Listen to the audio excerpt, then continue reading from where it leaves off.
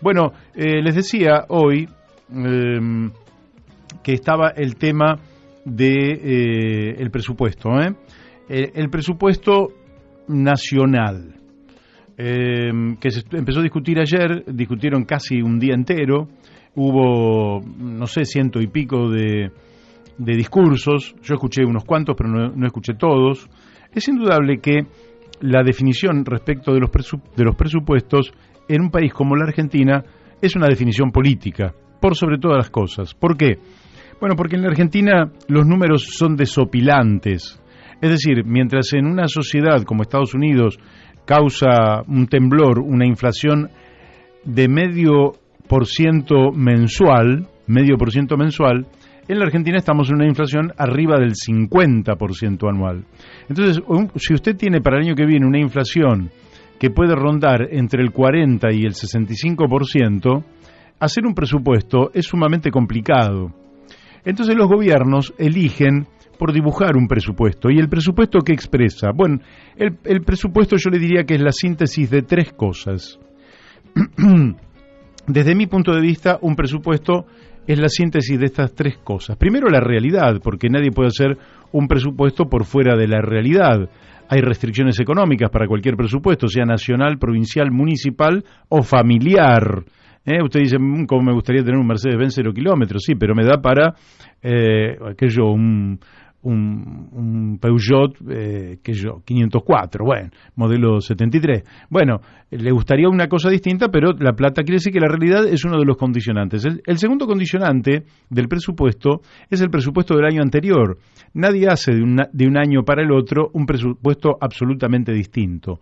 Si bien es cierto que en la Argentina ha pegado duramente la pandemia y por tanto ha habido una situación de naturaleza excepcional, también es cierto que seguimos en pandemia en gran medida y por tanto los presupuestos se parecen entre sí. Por otra parte, cualquier presupuesto tiene una cantidad de gastos o inversiones virtualmente inelásticas, de manera que usted las tiene que tener sí o sí. Por ejemplo, si le tiene que pagar a la Policía Federal, no hay mucho país para moverse. Usted le tiene que pagar, o si tiene que pagarle a los docentes, o si tiene que pagarle a los médicos, o si tiene que pagarle a los diputados. Todo eso es medio inelástico. Quiere decir que lo primero es la realidad, lo segundo es el presupuesto anterior, y lo tercero son los deseos del gobierno. Quiere decir que un gobierno en un presupuesto expresa sus deseos. Quiere decir que, por ejemplo, frente a las enormes inconsistencias del presupuesto, por ejemplo, el 33% de inflación para el año que viene,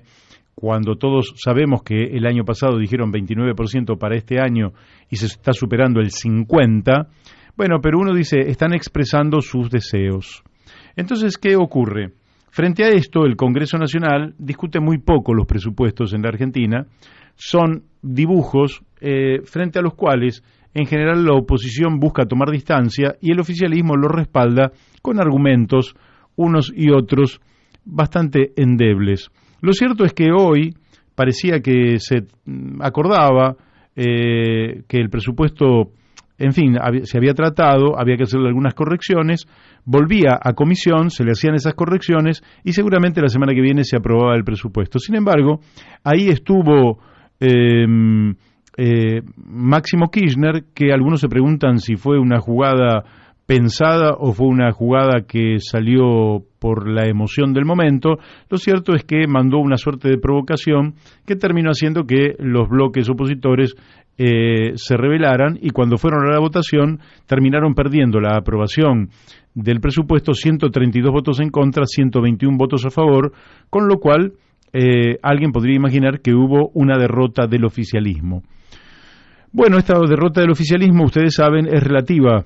¿Por qué? Porque en la República Argentina, a diferencia de otros países como los Estados Unidos, en Estados Unidos si usted no tiene presupuesto, el presidente no puede gastar un peso, porque no hay presupuesto. Pero en la Argentina, por ley, se utiliza el presupuesto del año anterior. Y como tenemos una alta tasa de inflación, el presupuesto del año anterior cuenta recursos muy bajitos. De manera que el país va a recaudar mucho más recursos y el presidente va a tener recursos que no están presupuestados. Y con esos recursos que no están presupuestados los puede asignar como mejor le conviene. Y si entonces la oposición y los gobernadores de la oposición no le votaron el presupuesto, él puede disponer que, en cambio, esos recursos vayan discrecionalmente a favor de las gobernaciones que son del mismo signo y que sí le votaron el presupuesto, aunque el presupuesto finalmente no fuera aprobado. Ahora, todo esto se da en un contexto de, de lo que es realmente una situación, yo no diría de mamarracho de nuestras instituciones, pero sí de poca elegancia, de poco buen andar de nuestras instituciones. ¿Por qué? Porque entonces la República Argentina, no el gobierno, la República Argentina, el país, se ha quedado sin presupuesto. Y lógicamente que esto se da en un contexto donde la Argentina está negociando su deuda externa con el Fondo Monetario Internacional, de manera tal que una de las cosas que tenía que presentar el presidente ante el Fondo Monetario Internacional es la aprobación de un presupuesto que fuera consensuado con la oposición.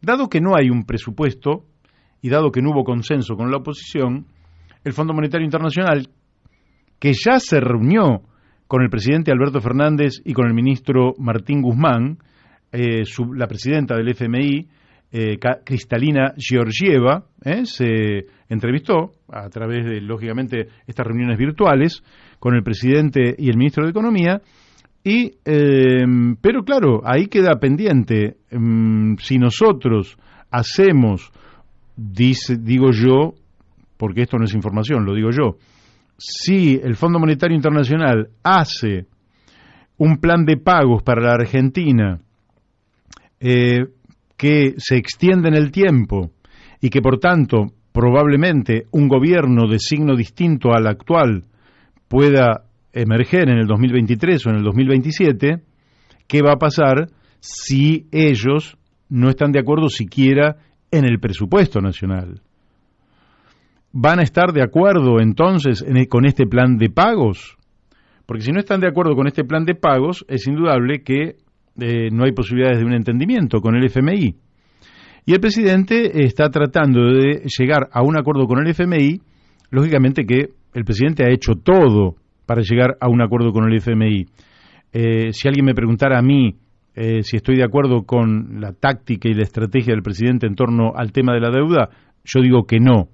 Pero, en definitiva, no es importante mi opinión, sino la opinión de quien hoy tiene los destinos de la Argentina en sus manos, en buena medida, en buena proporción, que es el presidente Alberto Fernández. Y él ha decidido arreglar, con esta excusa de que si arreglo con el Fondo Monetario Internacional, tranquilizo los mercados.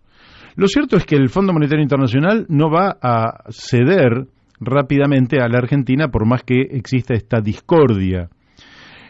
¿Por qué? Porque el Fondo Monetario Internacional, que entregó 44.500 millones de dólares al gobierno anterior casi como una resolución política para apoyar a el presidente Mauricio Macri y después perdió la elección, incluso con los 44.500 millones de dólares, lógicamente cometió un error estratégico el FMI y ahora no va a dejar que ese error estratégico vuelva a golpearlos sin un acuerdo. Pero lo que sí van a hacer es postergar el acuerdo. Y al postergar el acuerdo, lógicamente, esto puede generar incertidumbres y puede generar una situación de inestabilidad económica, sobre todo los próximos 2 meses.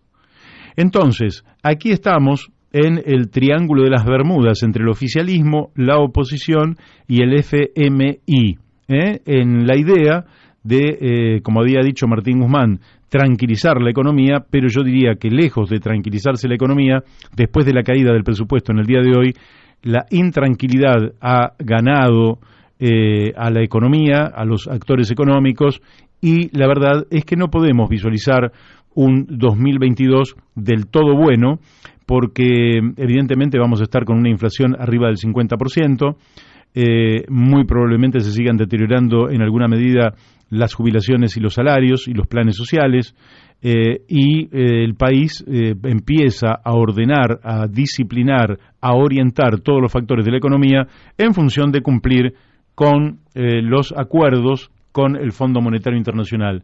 Y eso, en términos históricos, la historia lo demuestra, siempre termina afectando las posibilidades de desarrollo del país, la capacidad de inversión, de creación de fuentes de trabajo, de desarrollo científico, tecnológico, de inversión en educación, ciencia técnica, de inversión en salud, en infraestructura, etcétera. De manera tal que en el día de hoy se cae el presupuesto y lo único que hasta ahora genera es mayor incertidumbre.